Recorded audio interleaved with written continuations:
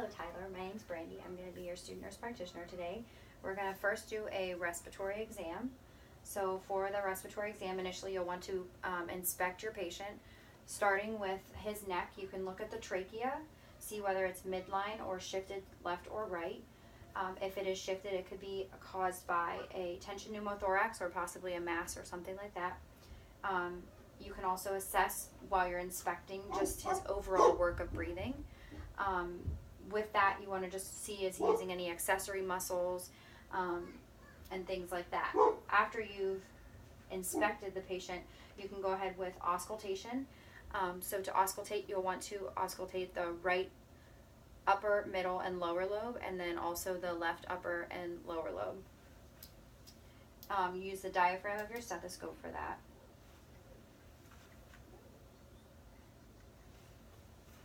Take a deep breath.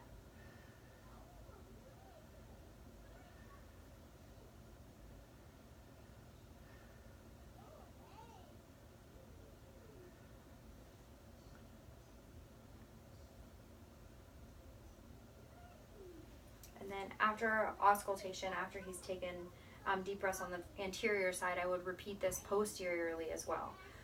Just while we have the stethoscope out and we're auscultating, we can also check for egophony.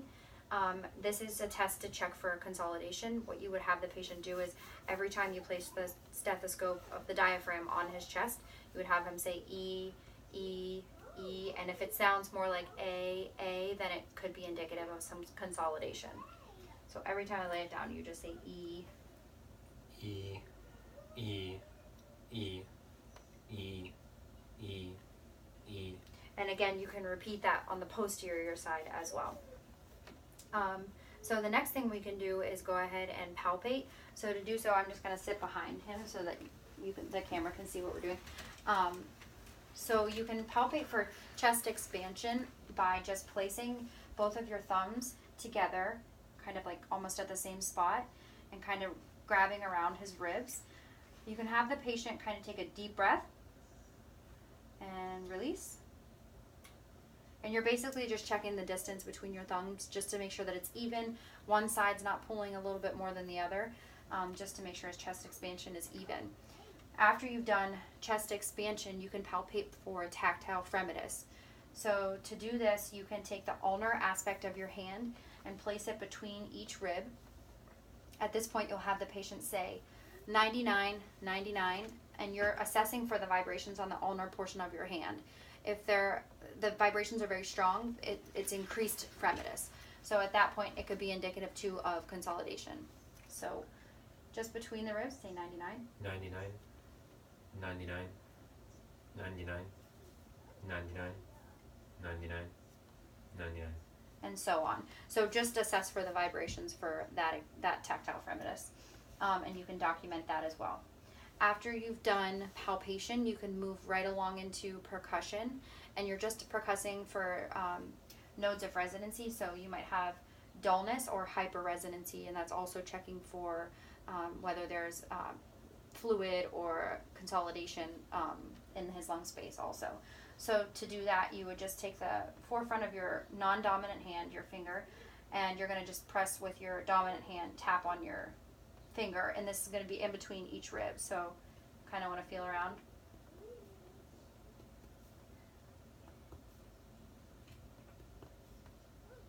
And then repeat again on the other side.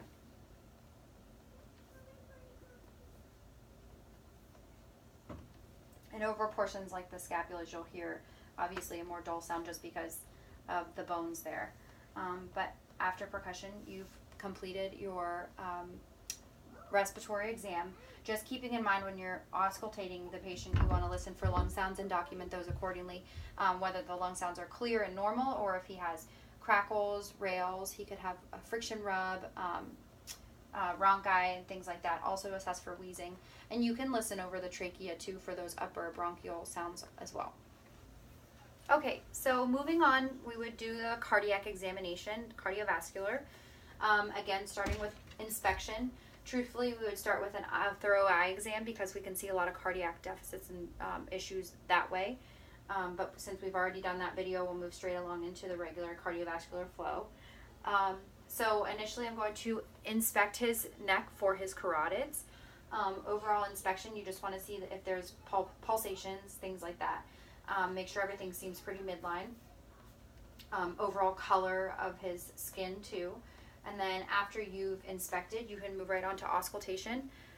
For this, we would use the bell of our stethoscope over the carotids.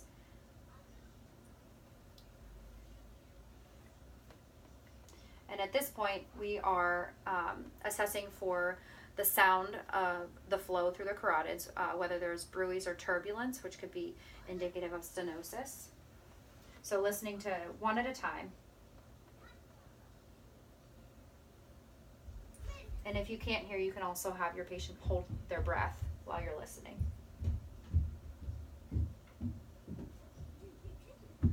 And then after you have auscultated, you can go ahead with palpation. And we're really just assessing for the strength of his pulse. So again, one at a time.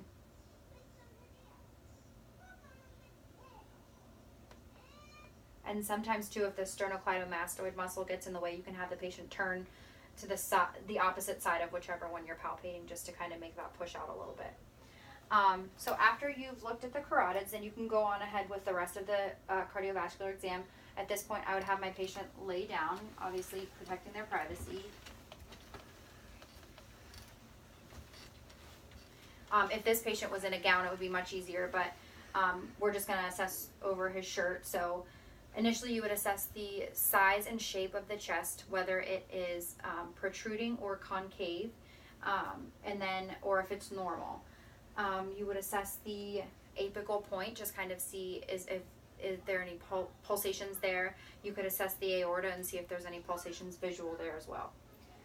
After you've assessed and inspected the patient's chest, you can go ahead with auscultation again. So using the diaphragm of the stethoscope first, you want to listen to all the valves and then Erb's point. The valves being aortic, pulmonic, mitral, and tricuspid. And you can listen in that order. And then also you'd want to switch to the bell of your stethoscope to listen for some lower pitch sounds, since the diaphragm does more high pitch. And at this point you're checking for murmurs and any abnormal sounds. So using the diaphragm first.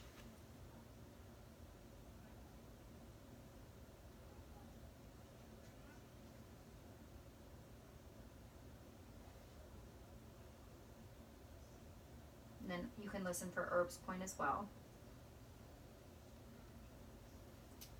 And then you use the bell to assess for lower pitch murmurs, aortic, pulmonic, tricuspid,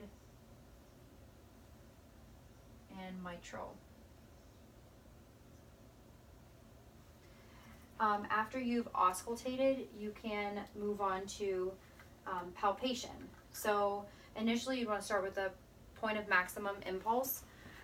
For this, you can go ahead with the palm of your hand and place it right over the apex of the heart. Keep your middle finger kind of within the 5th intercostal space, and you can assess for the pulse here. And at this point, you can document the strength and things like that. After you've assessed the point of maximum impulse, you can go ahead with palpation for the rest of the pulses throughout the body, and you're really just you're documenting the amplitude of these, 0 being unable to feel at all, to 5 being very strong, bounding, they say. But so you can, after you've done the carotids, you can move down to the brachial pulses, just by palpating here, and again documenting the amplitude of these. You can then move down to the radial pulses, and you can also do the ulnar pulses.